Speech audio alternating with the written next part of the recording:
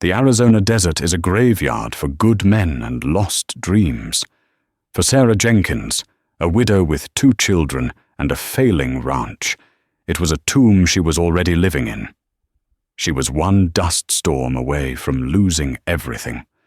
Then, on a day when the sky itself seemed to be collapsing, she found a man buried in the mud. He was dying. He was Apache. Saving him was a death sentence. The local cattle baron, Jedediah Stone, wanted her land, and the sheriff was in his pocket. But Sarah didn't know the man she pulled from the dirt wasn't just a victim. He was a hunter, and he held a secret that would either get them all killed or change their lives forever. The wind in the Arizona territory didn't just howl, it lied. It whispered of coolness when there was only heat, of rain when there was only dust. For Sarah Jenkins, the wind was just another mouth to feed, another thief trying to steal the little she had left. Her ranch, the Dry Spur, was a cruel joke named by her late husband, Elias. Elias had been a man full of hope and bad investments. 6 months ago, he'd been found at the bottom of a dry canyon, trampled by what Sheriff Brody had called a freak stampede. Sarah was left with 16-year-old Thomas, 10-year-old Elsie, 100 acres of cracked earth, and a mortgage held by a man who collected souls instead of dollars, Jedediah Stone. Stone, the owner of the sprawling Cross-Sea Bar Ranch, was a patient vulture. He owned the entire valley, save for Sarah's small plot. And Sarah's plot had the one thing Stone's empire craved, the last bend of the Coyote Creek, a sliver of water that, in this country, was more precious than gold. This particular Tuesday began with the sky turning a sickly yellow. A blue norther was coming, a wall of dust and fury. "Tom, get the last of the herd in the small corral," Sarah shouted, her voice ripped away by the growing gale. She tied her bonnet tighter, her face already a mask of grit. "What's the point, Ma?" Tom kicked at the porch post. He was tall for his age, all sharp angles and simmering rage. Since Elias's death, he had become a thundercloud of his own. "There's hardly enough of 'em left to call a herd, and Stone's men will just run 'em off again." "We are not giving up, Thomas. Not today." Her voice held a steel that belied the tremor in her hands. They fought the storm for an hour, the world reduced to a swirling brown nightmare. The air was so thick with sand it was hard to breathe. One of their last 3 cows, a bony creature with haunted eyes, broke from the flimsy fence and bolted toward the creek bed. "I'll get her!" Tom yelled, pulling his hat low and running into the gloom. "Tom, no! It's not worth it!" But he was gone.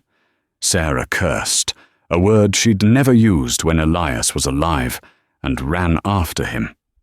She found him near the creek, but he wasn't looking at the cow, which was already disappearing into the dust. He was staring down at the mud-caked bank. "Ma!" His voice was strange. Sarah followed his gaze. At first it looked like a bundle of discarded rags or a dead coyote. Then the bundle groaned. She stumbled closer, her dress whipping around her ankles. It was a man. His skin was the color of old copper, his black hair matted with blood and mud. He was Apache.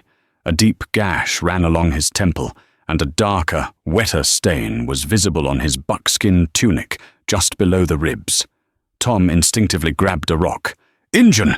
he spat, the word a curse. "He's probably one of the ones who killed his pa." That was the rumor Tom clung to, the rumor that Sheriff Brody had so helpfully planted. "Renegades," Brody had said, shrugging. "They love to spook cattle." Sarah looked at the man.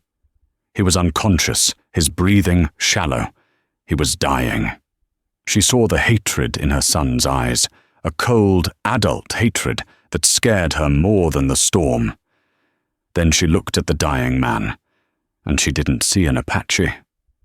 She saw a human being drowning in the dirt. She remembered Elias, a man who would give his last biscuit to a stranger, a man who read the Bible to her at night, even if he didn't always understand the words. "We are not animals, Thomas," she said, her voice a command. "Ma, no! They'll kill us. If Stone's men find him, they'll hang us for harboring him. If the army finds him, they'll burn the ranch. He'll be dead by morning if we leave him. He dies here. We're murderers. He dies in our house. We're fools. I'll take my chances being a fool." She knelt. "Grab his feet. We're taking him to the root cellar." Tom looked from the man to his mother, his face a battle of fear and confusion. With a sob of frustration, he dropped the rock and grabbed the man's ankles. Together, the widow and the boy, fighting a wind that seemed to want them dead, dragged the dying Apache toward the one secret place they had left. The root cellar was Sarah's sanctuary. It was cool, dark, and smelled of earth, potatoes, and the dried herbs she hung from the ceiling. It was the only place on the ranch that felt solid, the only place the dust storms couldn't fully penetrate. Now, it was a prison. They laid the man on a pile of old grain sacks. In the dim light of Sarah's lantern, he looked younger than she'd thought. Maybe 30. His features were strong, a proud nose and a firm jaw, but softened by the blood and dirt. "Elsie, stay in the house," Sarah ordered, her voice sharp as her daughter's small face peeked down the cellar stairs. "Who is he, Ma?" Elsie's voice was a whisper. "Just a traveler. Now, lock the kitchen door behind me and don't open it. For anyone." Elsie, used to the strangeness of their precarious life, nodded and vanished. Sarah set to work. She sent Tom for the doctoring box, Elias's old whiskey, a needle and some thread. She boiled water on her small cellar stove, tearing strips from one of her last good petticoats for bandages. "We should just let him die," Tom muttered, watching from the stairs, his arms crossed. "He's brought nothing but trouble." "He didn't bring this trouble, Thomas. This trouble was already here. Jedediah Stone is the trouble. The drought is the trouble. This man, he's just caught in it." The wound in his side was ugly. It was a bullet hole, and it was festering. "He was shot," Sarah whispered, her stomach turning. This wasn't a simple accident. She cleaned the wound as best she could. The man never stirred. She poured a Pinkerton's patent poultice on it, a foul-smelling mix of lye and herbs, and bandaged it tightly. She cleaned the gash on his head. There was nothing more she could do. "Now we wait," she said, sitting back on her heels. She felt a bone-deep exhaustion settle over her. They spent the night in the cellar, the storm raging above them like a furious god.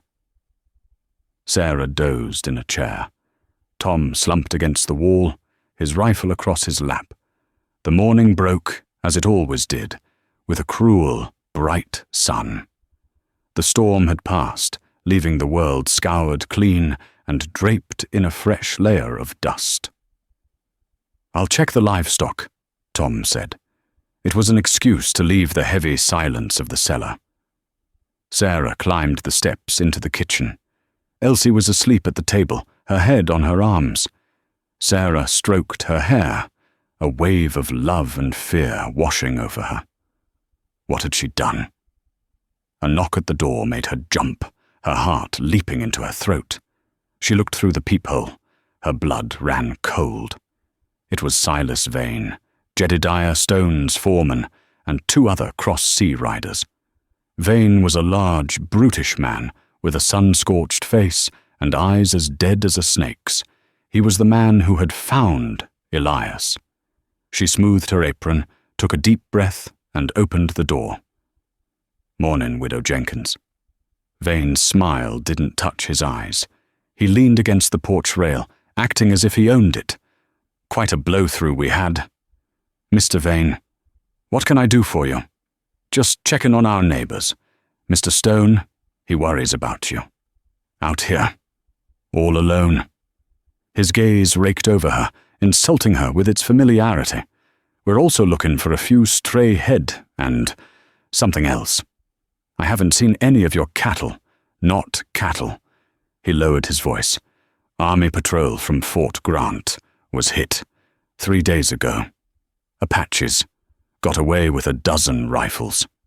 He spat a stream of tobacco juice that landed inches from her boot. "Troopers are scouring the territory. Word is they winged one. Blood trail heading this way." Sarah's hands were numb. She prayed he couldn't hear her heart pounding. "I haven't seen anyone, Mr. Vane. Just dust." Vane's eyes narrowed.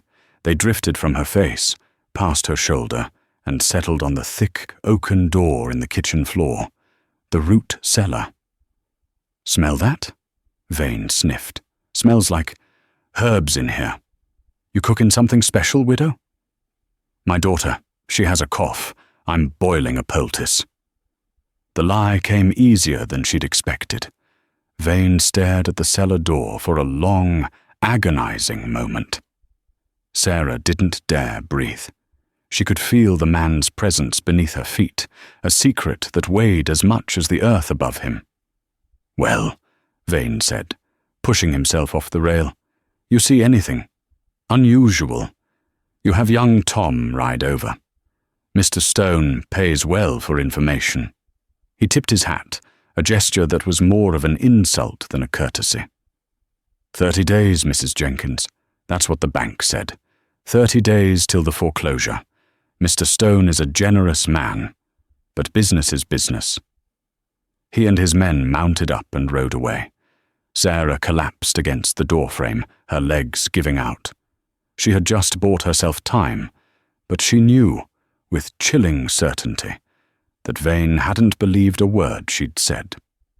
He was a man who enjoyed a slow hunt. She ran to the cellar door and threw it open. Tom was there, his rifle aimed at the stairs, his face pale. The Apache was awake. His eyes, black and piercing, were open. He was watching her. The silence in the cellar was absolute. The man's eyes held no fear, only a deep, unnerving watchfulness. He didn't look at Tom's rifle. He looked at Sarah. "Water," he rasped, the single word a shock. Sarah nodded, her paralysis breaking. She fetched a ladle of water from the barrel. She had to hold his head for him to drink. His gaze never left hers. "He speaks English," Tom said, his voice a mix of awe and suspicion. He didn't lower the rifle. "Be quiet, Thomas." For 3 days, this was their new reality. Sarah would tend to his wounds, bringing him thin broth and water. Elsie, overcoming her initial fear, started to visit. She would sit on the bottom stair, just out of reach, and talk to him. She named him Shadow because, as she explained, he's here but he's not. Like a shadow on the wall. The man, Shadow, never spoke again. He just watched, his face a stoic mask. His fever rose, and Sarah feared he would die. On the 3rd night, as she bathed his head with a cool cloth, he began to mutter. Not in English, but in a rapid, flowing tongue she didn't understand. Tom stood guard at the cellar entrance. "Let him die, Ma. It's God's will." "God's will is what we do, Tom, not what we let happen." On the 4th morning, the fever broke. Sarah came down to find him sitting up, his back against the potato sacks. He had unwrapped the bandage on his side and was inspecting her stitching. "You have a healer's hand," he said. His voice was no longer a rasp, but a low, clear baritone. Sarah nearly dropped the tray. You've been listening." "I have been," he said. "Your daughter, Elsie, believes her doll, Martha, is sick with the pox. Your son, Thomas, hates me because he believes my people killed his father. And you are a woman, trying to hold back the ocean with a broom." Tom scrambled down the stairs. "Who are you?" The man looked at Tom, and for the first time, his expression changed. It was not pity. It was assessment. "My name is Kyle, and your people did not kill my people. Your people are trying to kill my people. The army. Vane said you attacked a patrol." Kyle let out a dry, humorless laugh. "Silas Vane. He is a liar, but he is a good liar." "What happened?" Sarah asked, sitting on an overturned bucket. "There was no army patrol," Kyle said, his voice flat. "There was a wagon, a freight wagon. Vane and his men, the men who ride for Stone, they hit it. It was carrying rifles. For the army." The implication settled over the room, cold and heavy. "Vane stole them," Sarah whispered. "He stole them, and he was not gentle. My brother, Tarza, and I, we were hunting. We saw. We were not the renegades. We were the witnesses." "They shot you," Tom said, the pieces clicking into place. "They shot Tarza first," Kyle said. And for a fleeting second, his mask cracked. A profound, terrible grief passed over his features. "He died. They shot me. I fell into the river. I floated. For a day, I crawled. Then, your storm found me." He looked at his bandaged side. "Vane's bullet." He looked at Sarah. "You have hidden the man Vane wants dead most of all." A terrible claustrophobic fear seized Sarah. She hadn't just saved a man. She had invited a war into her cellar. "You have to leave," Tom said, his voice shaking. "We helped you. Now you have to go. Before Vane comes back."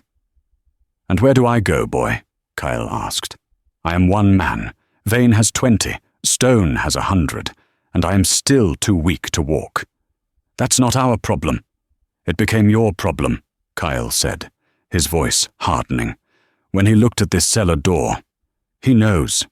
He tasted the lie in your mother's mouth. He is not coming back to ask. He is coming back to take." Kyle shifted, grabbing a rusted piece of farm equipment for support. He pulled himself to his feet, wincing as the movement pulled at his stitches. He was tall, taller than Tom, and had an aura of contained power that was terrifying. He limped to the small, dirt-caked window at the top of the cellar wall, just at ground level. He peered through. He was quiet for a long time. "Your water is low," he said. "It's the drought," Sarah said. "No," Kyle said. "It is not the drought." He pointed.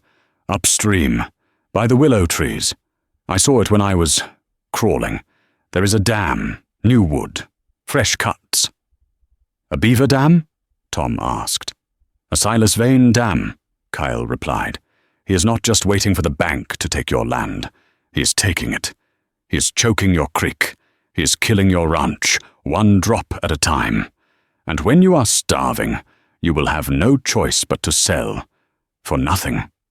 Tom's face went white, then red. He'd been so focused on the Injun threat, so blinded by the lie of his father's death, that he had missed the real enemy, the one who walked right up to his front porch. Kyle looked at Tom, his black eyes seeming to see into the boy's very soul. "You want to be the man of this house, boy? You want to protect your mother? You are fighting the wrong enemy." The revelation of the dam changed everything. The tension that had defined the ranch, the fear of Kyle, the anger of Tom, the desperation of Sarah, focused like sunlight through a magnifying glass into a single burning point. "He's right, Ma," Tom said, his voice low. "I've seen Vane's men up by the willows. I thought they were just running our cattle off." "They were," Kyle said from the cellar steps, a blanket wrapped around his shoulders. He had refused to stay below ground any longer. They were running them from the water. An alliance, unspoken and fragile, was formed in the dusty kitchen. Kyle, the patient, was now the strategist.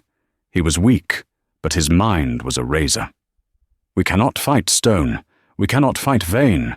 Not with This. He gestured at Tom's rifle. They have power. We must have knowledge. For the next week, a strange school convened at the Dry Spur Ranch. Kyle, his side healing, began to teach. He was a hard master. He taught Tom not just to shoot, but where to shoot, and more importantly, when not to. He took Tom out at dusk. You walk like a white man, he'd said, like you are angry at the ground. He showed him how to move, placing his feet to make no sound. He showed him how to read the land, a broken twig, a pebble overtuned, the direction of the wind. Tom, who had resisted Kyle's presence with every fiber of his being, became a star pupil. He was a sponge, soaking in the ancient knowledge. He was, Kyle realized, a boy desperate to be a man who had simply never been shown how. Sarah watched, her heart a confusing mix of gratitude and terror. Her son was changing. The sullen anger was being replaced by a quiet, focused competence. He was becoming a man, yes, but he was becoming a warrior. And warriors, in her experience, had a habit of dying. Elsie, meanwhile, had fully adopted Cale. She brought him flowers from the dry garden. She showed him her treasures, a smooth rock, a bird's feather, a button. Kyle, in turn, showed her things. He carved her a small, perfect wooden bird with Elias's old whittling knife. He taught her the names of the stars in his own language. He was weaving himself into their family, into the very fabric of their survival. The bond was tested when Sheriff Brody returned. He rode up alone, his horse sweating. Mrs. Jenkins. He didn't dismount, a sign of disrespect. Just a courtesy. Jedediah Stone has filed the final foreclosure paperwork. The 30 days are up next week. I'll be here. Tuesday at noon, to serve the eviction. I'd advise you to be packed. Kyle, Tom, and Elsie were inside, silent as ghosts. Kyle had insisted. He must see only the widow, the weak widow. Sheriff, Sarah said, her voice shaking, but not with fear, with rage. Mr. Stone is illegally damming my creek. Brody sighed as if burdened. Ma'am, that's a civil matter. And besides, I've seen the creek. It's dry everywhere. It's a drought. It's murder, Sarah said. That's strong language, Mrs. Jenkins. You start using language like that, Mr. Stone might be forced to defend his good name. You wouldn't want that. The threat hung in the air. Tuesday, noon. He turned his horse and rode away. That night, no one spoke. The eviction was a death sentence. They had 1 week. Kyle stood at the window, staring out at the moonlight-drenched yard. There is one way, he said. What? Sarah asked. Vain. He is the weak link. He is greedy. He is arrogant. And he has a secret. The stolen rifles, Tom said. He will not have kept them, Kyle said. Too dangerous. He will have sold them. To the highest bidder. Probably back to the army, through a friend, or to other renegades. But Vane will have kept the money. Men like Vane, they love money. They love to look at it. What are you saying? Tom asked. I am saying, Kyle said, that we cannot save this ranch. The white man's law says you have lost. He turned to face them, his eyes dark. So we must use a different law. We must make it impossible for Stone to stay. We must give him a new problem. How? Sarah demanded. Vane trusts his boss, Stone, but he doesn't trust Stone's other men. He is a thief who expects to be stolen from. The money from those rifles. He will not have hidden it at the Cross Sea. He will have hidden it somewhere private. Somewhere he thinks is safe. The line cabin, Tom whispered. Up by Black Rock. I've seen him ride out there. He told me he was checking fences, but there ain't no fences out there. Kyle nodded, a slow, dangerous smile touching his lips for the first time. Then we will go to the line cabin. We will take his money, and we will use it." "Use it how?" Sarah asked, horrified. To pay the mortgage?" "No," Kyle said. "The bank will not take blood money, and it is not enough. But if that money, and Vane, were to be delivered to the right people, not Sheriff Brody, but perhaps a U.S. Marshal." "You're talking about stealing," Sarah said.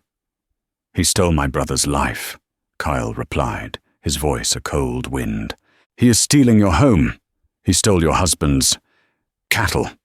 He paused on the word, and a strange look passed over his face, as if he knew a secret he wasn't ready to tell.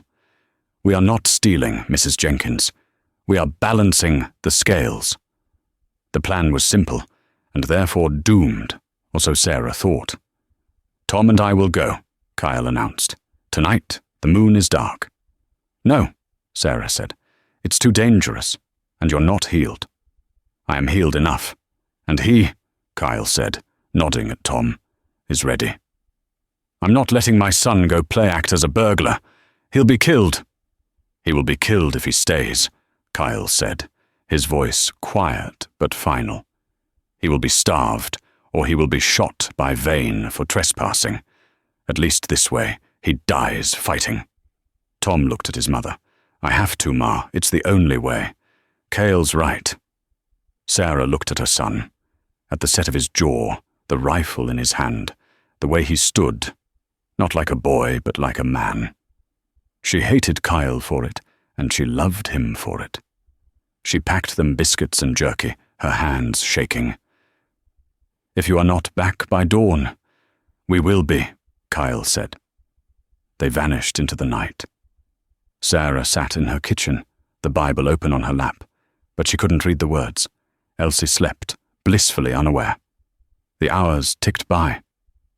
1 a.m., 2 a.m., 4 a.m. The line cabin at Black Rock was, as Tom had said, isolated. It was a one-room shack and a small corral. 2 horses were tied outside. 2 men, Kyle whispered. Guards. Vane is not a fool. "How do we?" "We do not," Kyle said. "We let the mountain do it."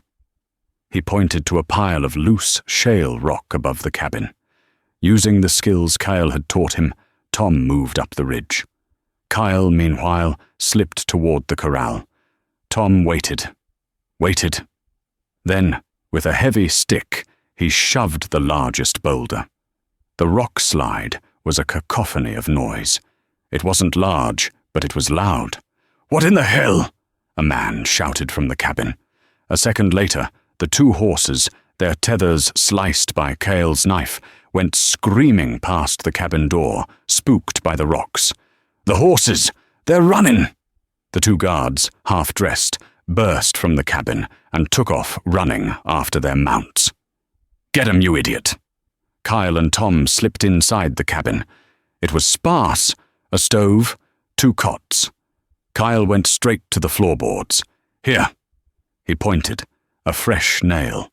Tom used his knife to pry up the board. Underneath was a small, military-issue ammunition box. Clay out it on the table. It was heavy.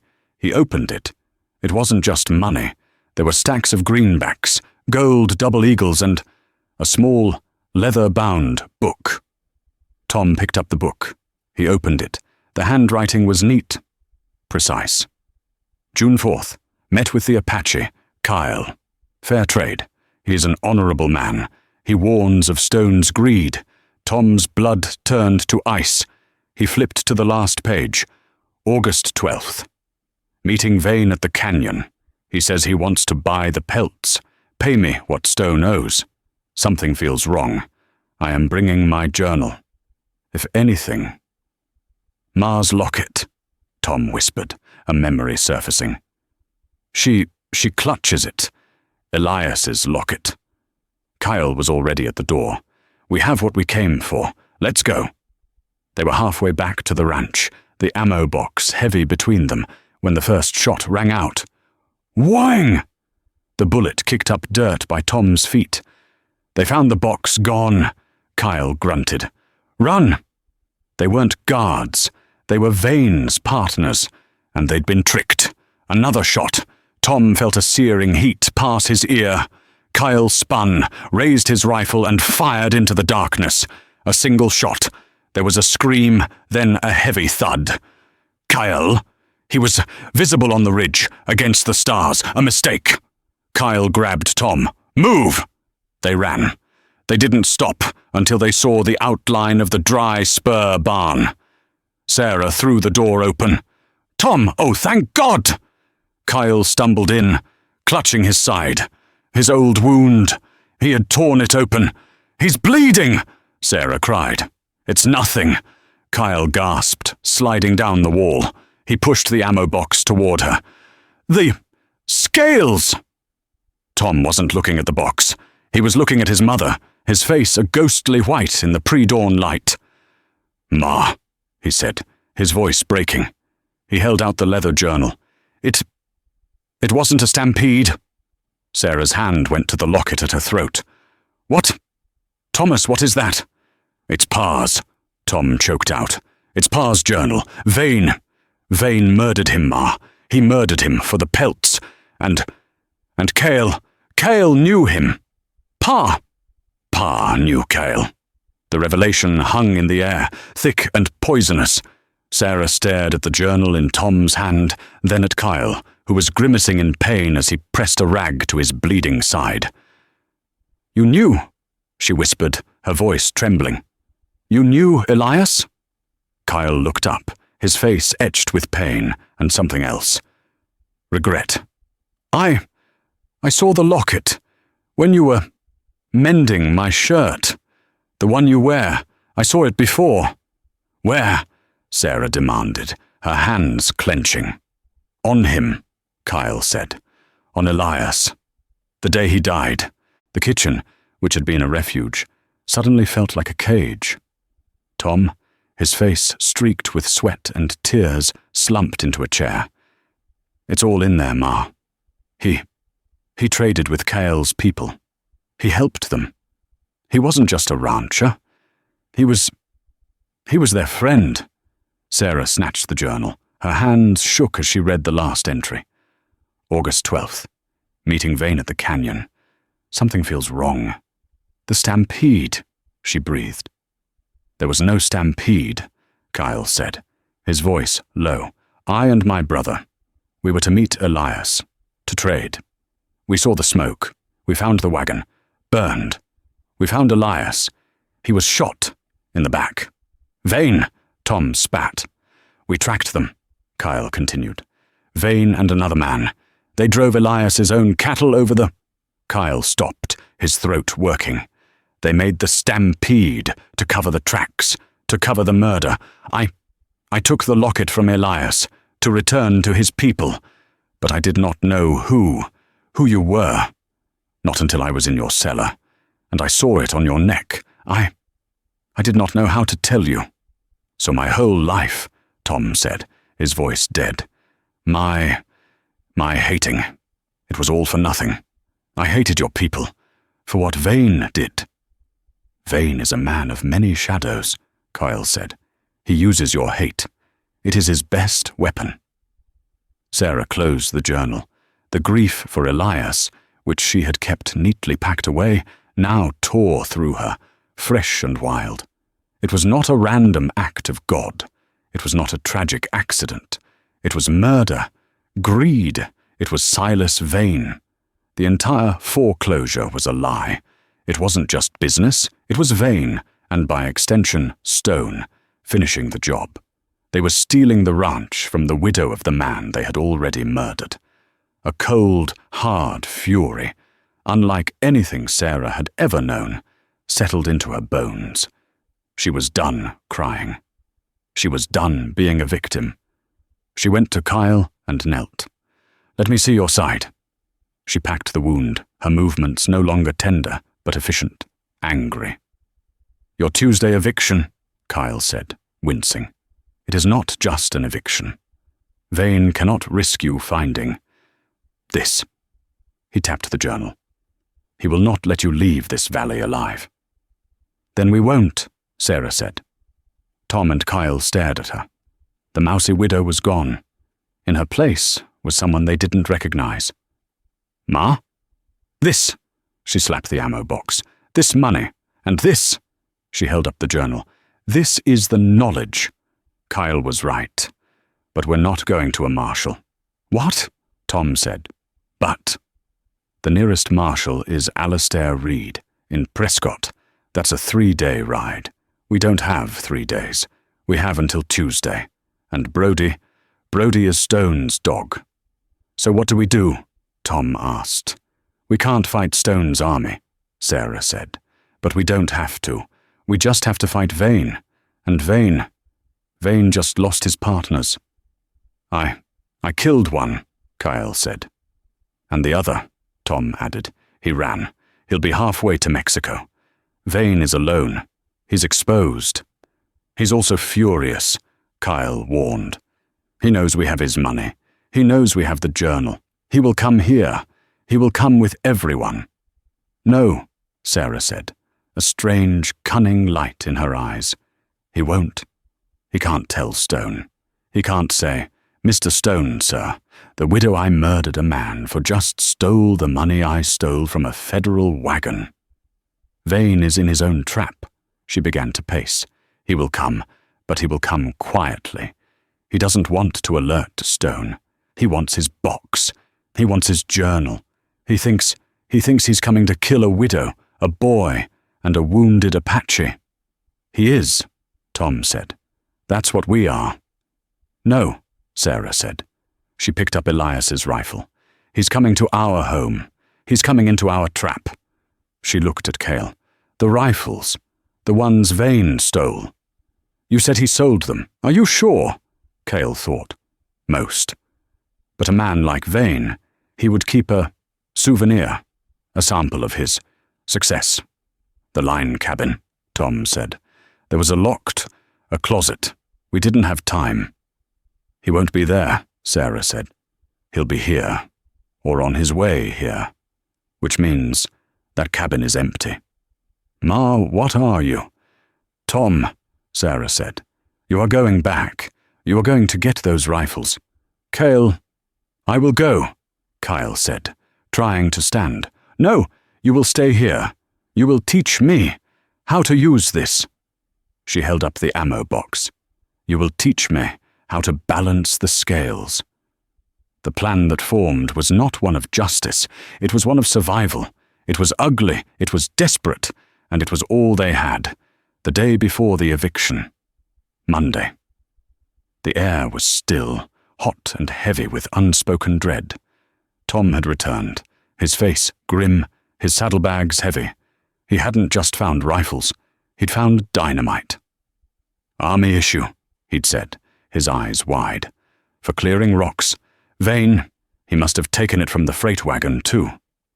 Sarah's plan, already desperate, now became something else entirely.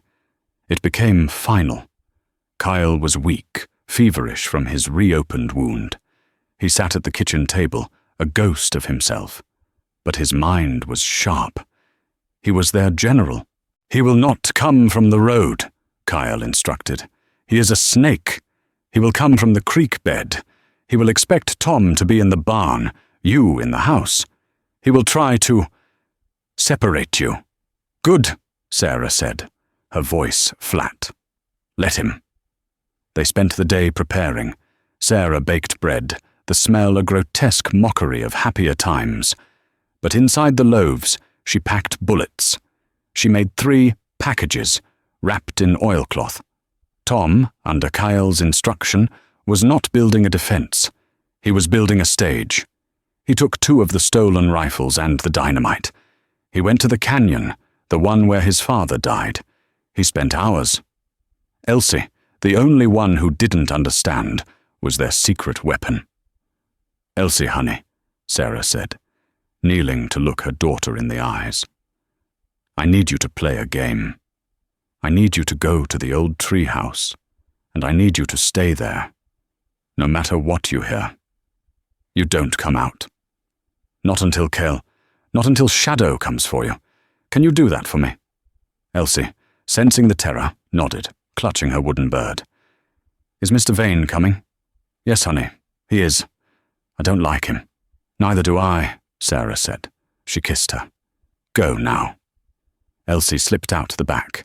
Kyle, his face pale, dragged himself to the root cellar. "I will be the surprise." He took a rifle and a pistol. Sarah and Tom were alone in the kitchen. "I'm scared, Ma," Tom whispered. "Good," Sarah said, loading Elias's rifle. "So am I. It means we're alive." Dusk. The cicadas stopped. A dead, heavy silence. And then a sound. A single horse. Not Vane's usual thunder, but a quiet, careful walk. Sarah and Tom took their positions. Sarah in the kitchen window. Tom in the hayloft. Silas Vane rode into the yard. He was alone. This was, as Sarah had predicted, personal. He sat on his horse, a black silhouette against the dying light. "Widow," he called out. His voice was conversational. "I know you're in there, and your boy, and my friend." No answer. "You've got something of mine," Vane continued. "Two things, in fact. One is a box. The other is a book. I'd like them back." Sarah stepped out onto the porch. Tom, in the loft, held his breath. "You murderer," Sarah said. Her voice didn't shake. Vane smiled. "So you read it? Good. Saves time. I was sloppy. Leaving a witness." He gestured at the house. "And him. The engine. Where is he?" "Dead," Sarah lied. "His wound. He died this morning." Vane's face showed disappointment. "Shame, I wanted to do that myself." He swung down from his horse. He too was carrying a new rifle, one of his stolen ones. "So, the box, the book. Give 'em to me, and I'll make it quick, for you and the boy." "They're not here," Sarah said. Vane's smile faded. "Don't play games with me, widow. They're at the land office, in Prescott." This was Cale's lie. "I sent Tom. He left yesterday. He's delivering them to Marshal Reed, along with my sworn testimony." Vane's face went white, then purple. He had been outmaneuvered. "You bitch," he spat. "You're lying." "Am I?" Sarah said. "The journal is gone, Vane. The money is gone. It's over." Vane raised his rifle. "Then, you've got nothing left to live for." "No," Sarah said. "But you do." This was the signal. Tom, from the hayloft, fired. Not at Vane. He fired at the lantern hanging on Vane's horse. The oil exploded, and the horse, screaming, bolted into the night. Vane was on foot, trapped. He fired at Sarah. The bullet splintered the porch rail where she had been, but she was already diving back inside. "You're dead, widow! You hear me?" Vane roared, running for the cover of the trough. "Tom!" Sarah yelled. "Now!" Tom didn't fire. He scrambled down from the loft. Vane was pinned. "He's at the trough!" Tom yelled. "Good! Stay there!" Vane, confused, peeked over the trough. He saw Sarah running, not to the barn but away from the house, toward the creek. "Wrong way, widow!" Vane stood, laughing. He raised his rifle. Crack! A shot from the cellar. The bullet kicked up dirt at Vane's feet. "Kyle!" Vane cursed, diving back behind the trough. He was pinned between the house, Kyle, and the barn, where he thought Tom was. This was it. "Tom," Sarah said, her voice calm as she lit a match. "Get to the ridge." Tom didn't hesitate. He ran. Sarah lit the fuse on the first stick of dynamite. She'd packed it in one of her bread bundles. Vane saw her. "What in the—" She threw it. It landed in the dry grass, 10 feet from the trough. Vane, realizing what it was, scrambled. The explosion was deafening. It didn't hurt Vane, but it didn't have to. It was a signal. 2 miles away at the canyon, Tom heard it. He lit his own fuse. Vane got to his feet, his ears ringing. He saw Sarah, 100 yards away, running. He started after her.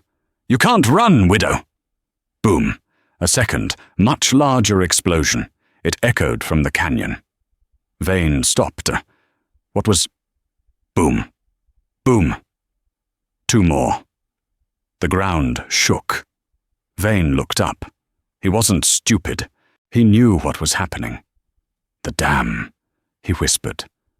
Tom had used the rifles and the dynamite. He hadn't just broken the dam, he had obliterated it. A low, growing roar. Sarah stood on the ridge, panting. Vane looked at her. He looked toward the canyon. He looked at the dry creek bed that ran 20 feet from his trough. The water. It wasn't a trickle. It was a wall.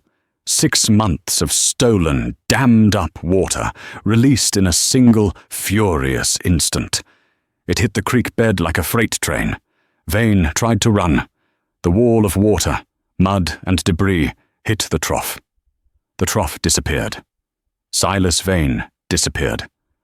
The water, her water, roared past the house, past the barn, and flooded the yard before finding its old, rightful path. Silence. Then from the cellar, a cough. Sarah ran. Tom ran. They met at the cellar door. Kyle was slumped over, his pistol empty. "Did it work?" "It worked," Sarah said, tears streaming down her face, washing away the dust. They pulled him into the yard, which was now a sea of mud. "Look," Tom said, pointing.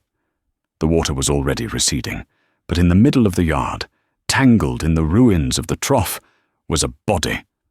Silas Vane. It was over.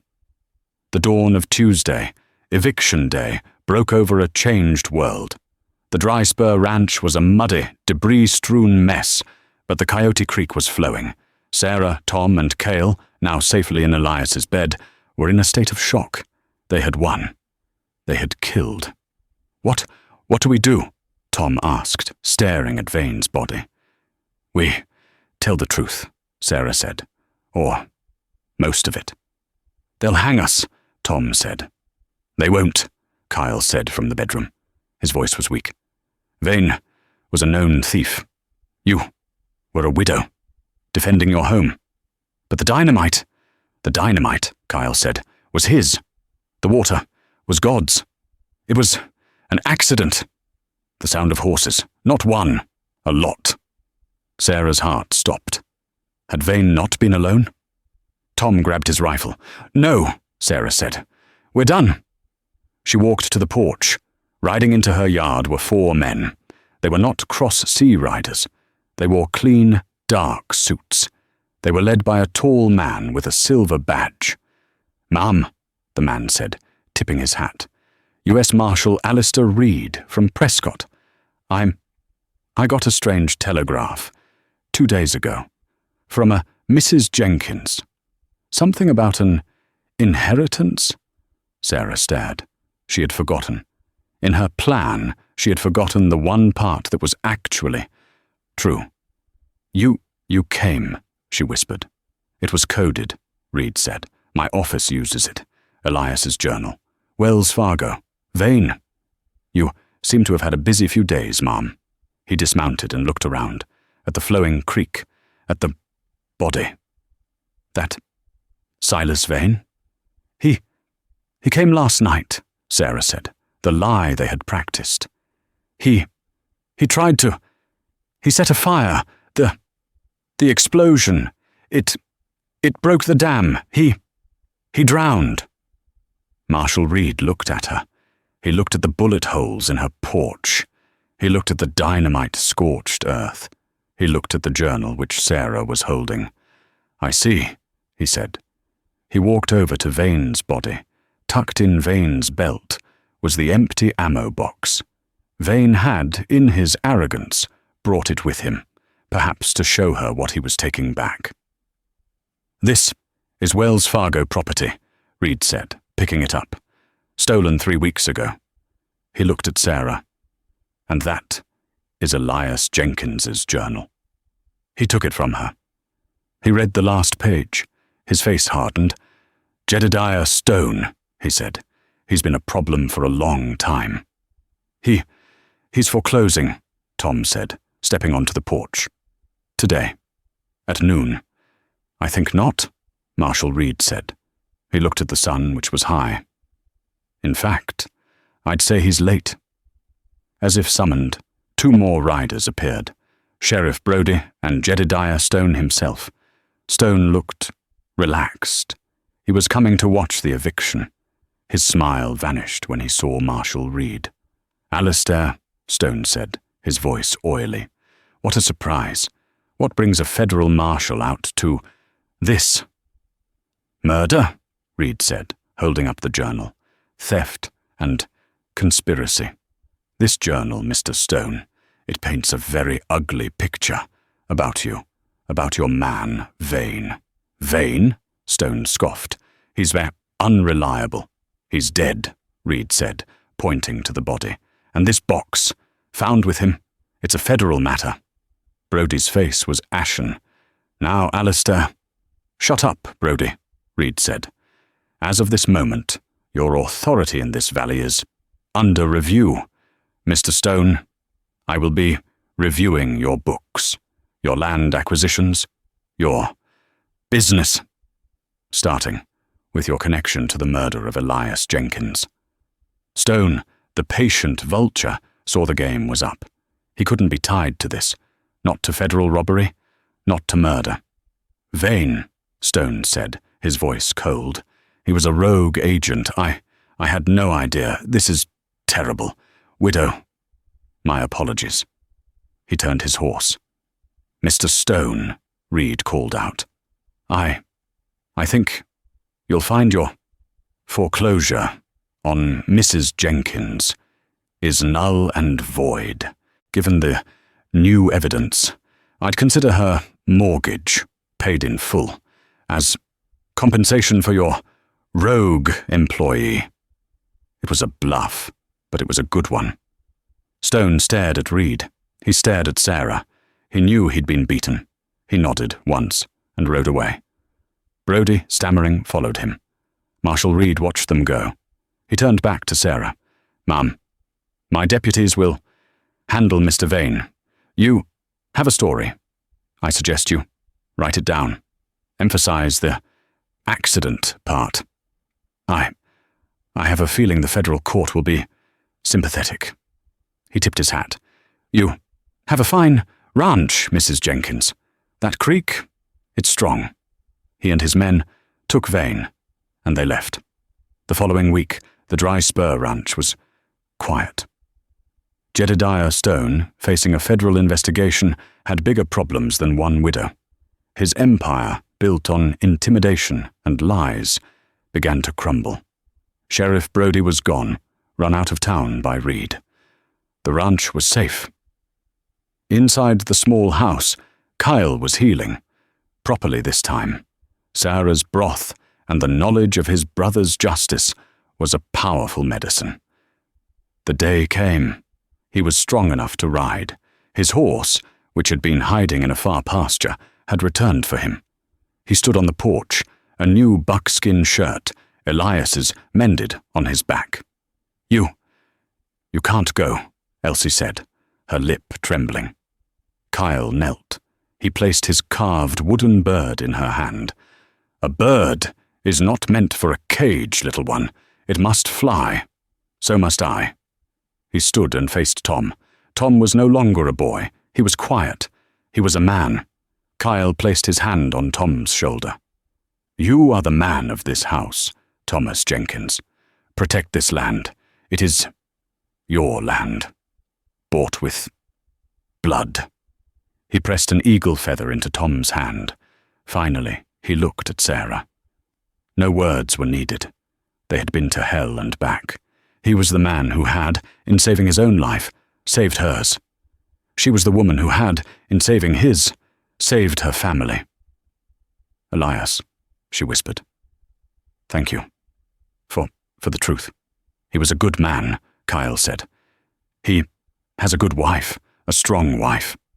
He mounted his horse. He looked at the flowing creek, at the green that was already starting to return to its banks. "Your Dry Spur," he said, a rare, small smile. "It is not dry anymore." He turned his horse, and without looking back, he rode east toward the rising sun. Sarah, Tom, and Elsie stood on the porch. They watched until he was just a shadow that had, for a brief, terrible moment, fallen over their lives, only to reveal the light. They were not rich, they were not powerful, but the ranch was theirs, the water was theirs, and for the first time since Elias had died, they were free. Their lives, once destined to be a forgotten footnote in the dust, had been changed forever. The story of Sarah Jenkins and Cale reminds us that sometimes the greatest courage isn't found in a gunfight, but in a simple act of compassion. It's a reminder that our greatest allies can come from the most unexpected places, and that even in the face of overwhelming power, truth and resilience can, in the end, win the day. If this story of grit, drama, and unexpected justice moved you, please help us tell more. Like this video to show your support, share it with someone else who loves a powerful Western, and subscribe to our channel for more tales of the untamed frontier. Let us know in the comments, what part of Sarah's and Cale's story will stay with you the most? We'll see you in the next story.